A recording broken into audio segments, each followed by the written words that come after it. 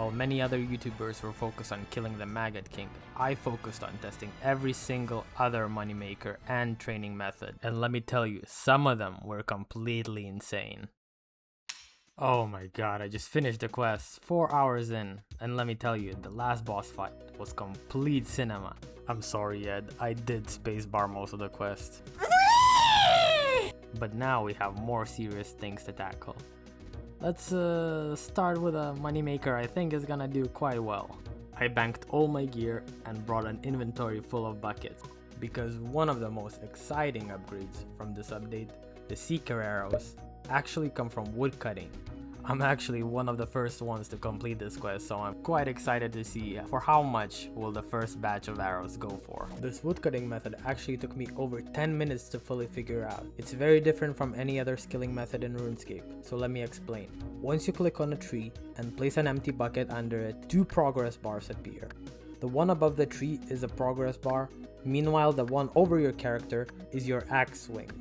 You can only successfully swing your axe once the full bar has been filled.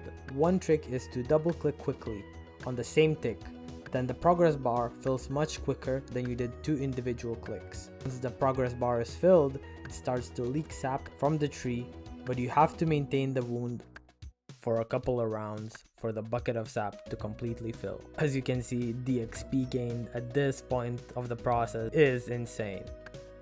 At the end, I ended up getting 23 buckets of sap while averaging 160,000 XP per hour, while trolling a little bit at the start, of course.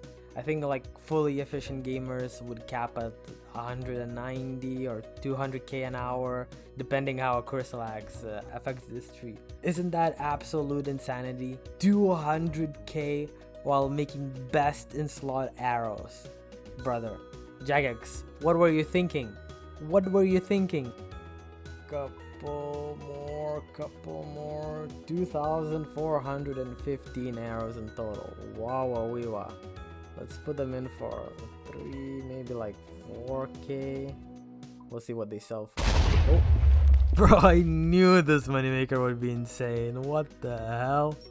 We made like 17 mil being half efficient at woodcutting and making the arrows in 25 minutes.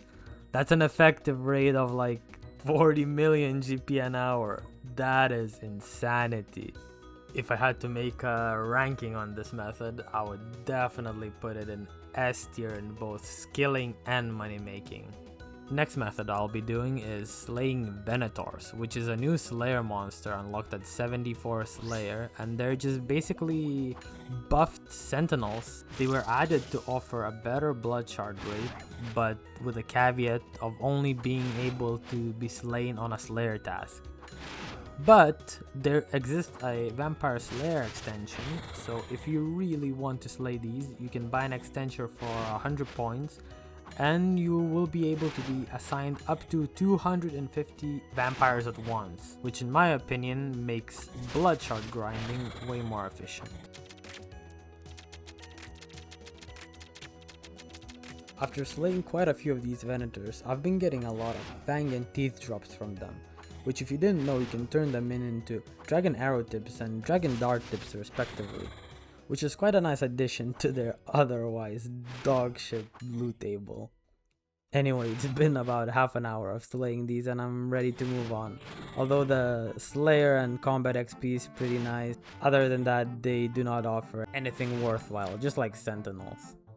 If I had to rank these in the same scale as the bloodwood tree money making method, I would put them in C tier because blood shards are dead content anyway in 2026, and slaying vampires, having to unlock them as a separate Slayer task is it's quite wasteful for Slayer points, and I don't think many people should do them. Finally, it's time for some Hunter. Hunter is one of my favorite skills in RuneScape. There will be 2 hunter methods I'll be doing today because, well, it's actually the same hunter method comprised of 2 different steps, but on a main account you can do them separately because they offer quite different experiences. The first hunter method is hunting these so-called Letvex. They're small critters, basically hunted in the same principle as Chinchompas, They offer similar but lower experience rates than red Chinchompas, and currently they're even less expensive than red Chinchompas, so you already probably know what my thought will be at the end of this moneymaker, but I'll still give it a good 20 minutes. Yeah, what did I even expect? 20 minutes in, lower XP rate than red Chinchompas, lower GP than red Chinchompas. Then the difference is minimal in hunting perspective. I was doing one tick hunter traps and they're as miserable as any other Chinchompa hunting method. Rating them on the scale, I would put them definitely in D tier. I would never recommend anyone to do this method because red Chinchompas are just better and these are not worth the time unless the price rises. The second and probably better hunter method is the stimp hike hunting. You actually use Letvex that we hunted in the previous method. You place them on these makeshift hunting traps, trees, and you hide in the bushes and you wait for the stimp hikes to land and you throw hunter javelins at them. Hunter spears, I think they're called. Don't mind the inventory, I was testing all kinds of spears, but only the hunter spears work in my testing. So you hide in the bushes and you actually gain a lot of passive XP. Your character bobs his head from the bushes every couple of seconds and you gain like 100 something XP for free, and then you get over 1000 XP once the stimp hike lands. I would compare this method to the gorilla hunting in MM2 caves. I only hunted a couple of these because I didn't think they were gonna be a money maker. I thought they would lose me money by using the Letvex on them. But actually, the feathers you get are worth more than Letvex themselves. And you get 5 of them at a time. So this money maker is actually better than hunting Letvex, which is more energy consuming, which is more active than this, which you basically hide in a bush for 20 seconds. And the XP rate is pretty comparable. It's 130,000 compared to Letvex at 150, 160,000. If I had to rank this method compared to the Letvex one, I would definitely put this method in the high B tier. Because I would actually, if I wasn't maxed, I would see myself do this method as an AFK training method. Lastly, we have leech fin fishing, the newest fishing method in the game. This was supposed to be an ingredient to the new superfood, which did not pass the poll.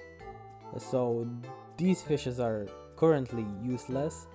But as I tested this method, I wasn't expecting anything because I would literally drop the fishes.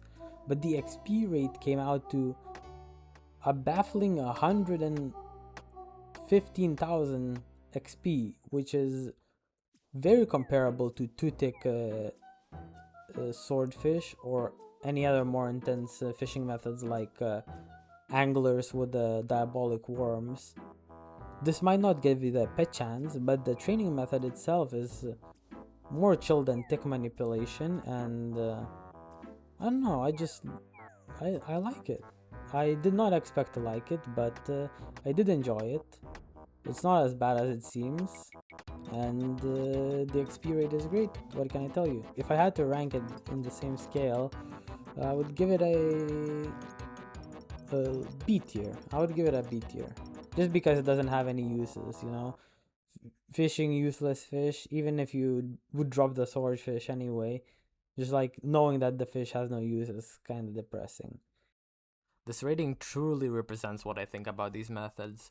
Bloodwood tree cutting is just both profitable and XP efficient method. I just don't see anyone not doing it ever in their accounts. Like, after you unlock this quest, it's almost a must to do them on a main, on an iron, or whatever you want, you know? It's a new game-changing method. About the hunting method and the fishing method, I feel like it's a good alternative to already existing methods. It serves its place in the meta.